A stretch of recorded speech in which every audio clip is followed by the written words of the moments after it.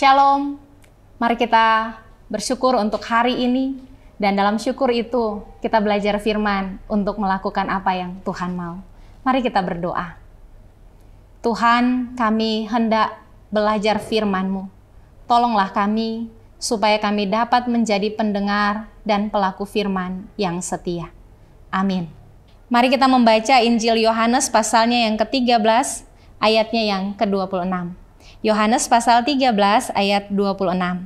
Jawab Yesus, "Dialah itu yang kepadanya aku akan memberikan roti sesudah aku mencelupkannya."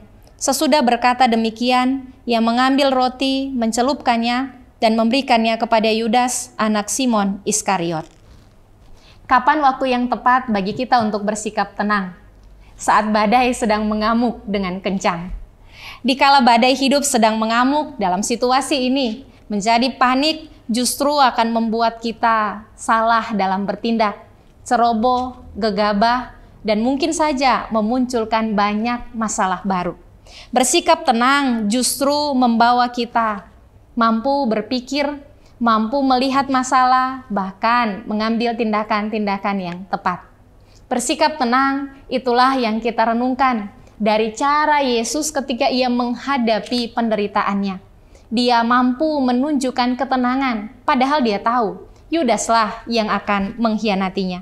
Yesus tahu penderitaannya tidak mudah. Dia tahu jalan sengsara yang akan dia tempuh. Tetapi sikap tenang Tuhan Yesus dalam menghadapi dan mempersiapkan para murid, itulah bagian yang diajarkan kepada kita, warga gereja, orang-orang percaya kepada Tuhan Yesus. Sebagai umat Tuhan, hari ini kita diajarkan untuk bersikap tenang menghadapi tantangan, bersikap tenang di masa-masa penuh dengan kesukaran, bersikap tenang ketika badai hidup sedang mengguncang. Jangan panik, jangan galau, itu bisa membuat kita celaka. Pertanyaannya, bagaimana supaya kita bisa bersikap tenang di tengah kesukaran dan gumul hidup? Maka mari kita belajar dari kesaksian Alkitab. Cara yang pertama, Daud dalam Mazmurnya pasal 62 berkata, "Hanya dekat Allah saja aku tenang." Karena itu cara yang pertama, dekat dengan Tuhan. Kedua, minta kekuatan dari Tuhan. Paulus ketika dia dalam penjara, dia menyurati jemaat di Filipi. Filipi pasal 4 ayat 13, Paulus berkata, "Segala perkara dapat kutanggung di dalam Dia yang memberi kekuatan kepadaku." Ketiga, percaya kepada Tuhan. Pemazmur dalam Mazmur pasal 56 ayat 4, di sana ia berkata, "Waktu aku takut, aku ini percaya kepadamu." Dan keempat, berserah penuh kepada Tuhan.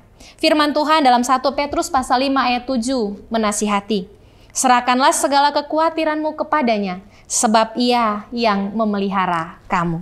Jadi, saat badai hidup mengguncang, saat masa-masa kesukaran datang, bersikap tenanglah. Tenang, ada ujian. Tuhan pasti menolong. Mari kita berdoa. Tuhan, terima kasih untuk nasihat firman-Mu. Ajari kami untuk selalu bersikap tenang di tengah berbagai keadaan, bahkan dalam kesukaran-kesukaran hidup, supaya kami selalu dekat dengan-Mu, memohonkan kekuatan pertolongan yang daripadamu, bahkan percaya dan berserah penuh, sebab kami tahu Tuhanlah yang akan menolong kami. Amin. Bukan dengan barang fana Kau membayar dosaku, dengan darah yang mahal, tiada noda dan celah. Bukan dengan emas perak Kau menebus diriku, oleh segenap kasih dan pengorbananmu.